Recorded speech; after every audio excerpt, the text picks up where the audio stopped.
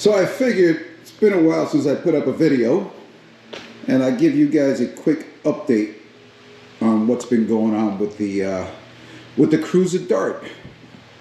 Nothing happened here. Nothing at all. Still waiting for parts. I don't understand what the problem is. Everything's back ordered. But as you can see, I've been working on it.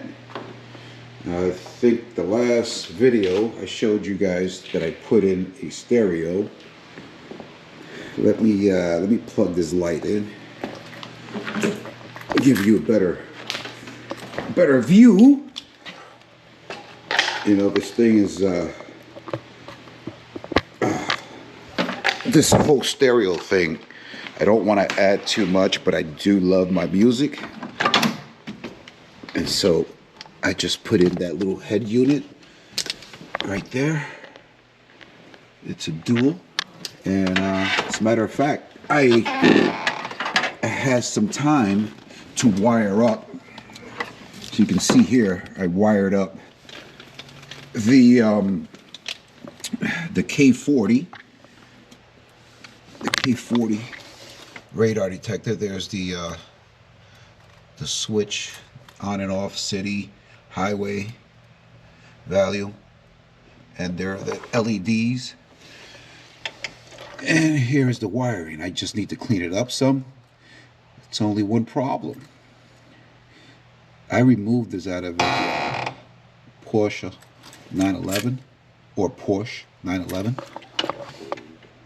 and I marked all the wiring myself. I saw where they were going, and I marked them: ground, sensor, radar, scrambler, and I think I missed one wire. That would be this one right here. You see how they're both black? I don't know if you can see that, but I had them marked, and I know one is a ground, and I confused them, and so I powered it up, and I think I smoked it. I'm gonna try again, rewiring it, and if it doesn't work, then it's just gonna come back out. Throw it in the trash. Don't really need it. I just figured since I had it, may as well use it. And after putting that stereo in, it didn't sound too bad, but the 6x9s that were in there, they didn't give me a full range sound.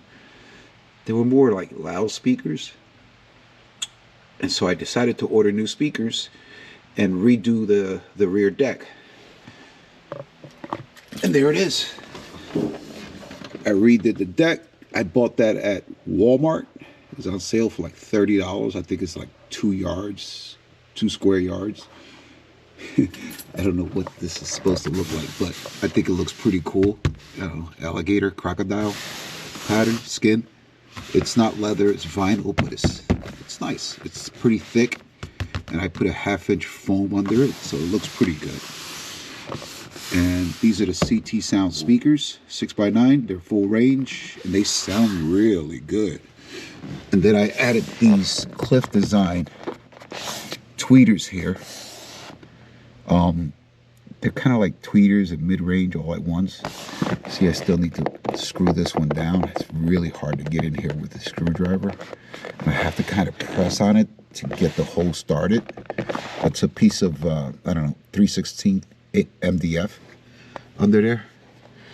Then I have to get in here with some cleaner and clean out this rubber gasket for the windshield. I don't know if you can see that. It's good. It's pretty brown on the corners. It isn't leaking, but I guess, the car's old. But that's that.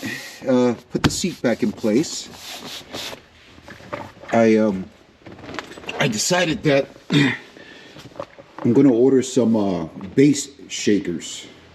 I'm going to put bass shakers under the seat and on the backrest. I'm going to put some bass shakers in here so that you can feel the effects of the music. Instead of going with a subwoofer, it just make the whole car shake. I don't want it to sound like that, but I want to feel the bass, so it's going to go on there. I may go ahead and order those today. I'm not sure if I want to put two in here, one here behind it, one in here, or just one and one. I don't know. We'll see. I think it'll be pretty cool. So remember, it's not a race car. So if I'm going to cruise this thing, I want it to be comfy. And yeah. And I want it to sound good. But that's it. That's it for the Dart. Again, we're waiting on parts. Oh, actually, I removed the Roadrunner horn. I'm going to go back to the original horns, because although the Roadrunner horn sounds pretty nice, you know, I feel like I'm playing myself. You know, maybe I'll save this for another project. It's not a Roadrunner, but at least I got it working. It's a 1968 horn from a 1968 Roadrunner. It works. Anyway, folks, Vega Vibers, here we are. Oh, wait a minute. I did forget something. Now listen, do not judge me, okay? Let me explain first. So I ordered this molding for the wheel wells, because this car had some chrome ones on there, and I removed them when I first got the car because they were falling off. And as I was removing them, there was a little bit of rust in certain areas. And I did a little body work. I'm not saying I'm good at it. I'm not. I just, you know, cleaned it up, put some rust prevention on it, filled it in with a little Bondo. You know, it's just around the edges. And then I sprayed it, you know, with color match paint. Anyway, I thought it would look good with the moldings back on there, just to kind of like give it some contrast. I don't know if that's the right word, but I'm going to go with that. So there it is. No, I didn't get it at Advance or Pep Boys or AutoZone. I ordered this on Amazon. I know that's worse, but whatever. I got it on here, and it was pretty stiff, so I put it underneath the heater, softened it up, and put them on there. I think it looks pretty good. I don't know. I guess you guys will let me know. Let me know. Let me know in the comments. I'll take it off if you think I overdid it. But the car, I haven't run the car since I did the oil change. The weather's been horrible.